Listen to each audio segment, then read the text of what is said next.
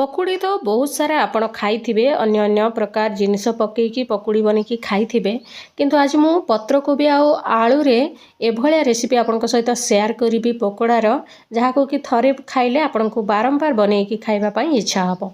सांग माने आज आमे पत्रकोबी पकोड़ा बनेबा ताहा भी बहुत सहजरे आ बहुत कम समय रे चलंतो ताले स्टार्ट करिबा एई स्वादिष्ट रेसिपी को।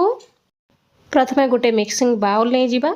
देखंतु एठी मु आलू को स्लाइसर साहाय्य पूरा पतला पतला काटी नहीं देखंतु ए भलिया सेमिति सही प्रकार आमे पत्रकोबी को मध्य सही स्लाइसर रे ए भलिया पतला काटी नबा। देखंतु एबे दुईटा को मिक्स करिबा।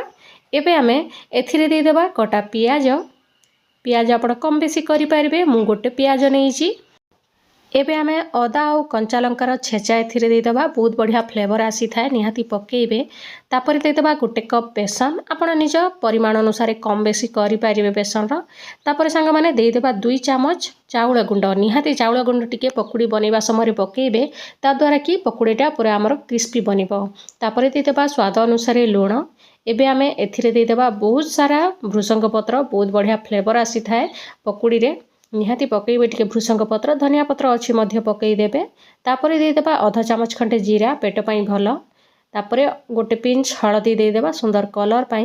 तापर टिके जुआणी दे देबा पेट भलो रहइबो काहेकि ना एटा तेलिया जिनिस टिके जुआणी पकई देले पेट आउ खराब हबनी। तापर प्रथमे ए सब को मिक्स करि नबा काहेकि ना पत्र गोबी रे टिके पानी अंश रही थाए तो सेइथिरे जेतिकी हमर बेसनटा गोली हे जाउची आपण प्रथमे आग गोळेई नेबे तापर जाईकी पानी दबा स्टार्ट करिबा। भलो भाबरे एभलिया मिक्स करि नबा सबुतक को। संग माने याको आपण सकाळे मध्य बनेई पारिबे। छुआ मानक टिफिन बॉक्स रे मध्य देई पारिबे किबा संध्या रे इवनिंग समय रे मध्य खाई पारिबे। एबे अल्प अल्प पानी देकी याको मिक्स करिबा स्टार्ट करि नबा।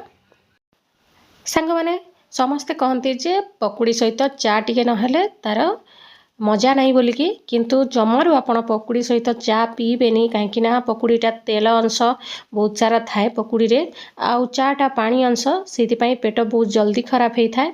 जमारू आपण ट्राई करिबेनी पकुड़ी सहित चा को। तापर एबे आमे पकुड़ी सहित खाइबा पई पूरा बढ़िया चटपटा चटणी टे तैयारी करिबा।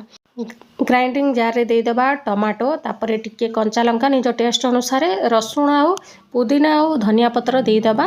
तापर दे देबा आधा चामच खंडे जीरा। तापर लेंबू रस फाळे लेंबू रस दे देबा बहुत बढ़िया चटपटा फ्लेवर आसीबो। तापर दे देबा स्वाद अनुसार लूण आउ गोटे पिंच दे देबा एथिरे चीनी। बढ़िया खटा मीठा फ्लेवर आसीबो बहुत बढ़िया लागिबो देखिबे। तापर अल्प टिके पानी देकी याकू ग्राइंड करि नबा। चलंतु एबे तेल गरम करिबा। देखंतु बढ़िया भाबरे तेल गरम हे जाईची।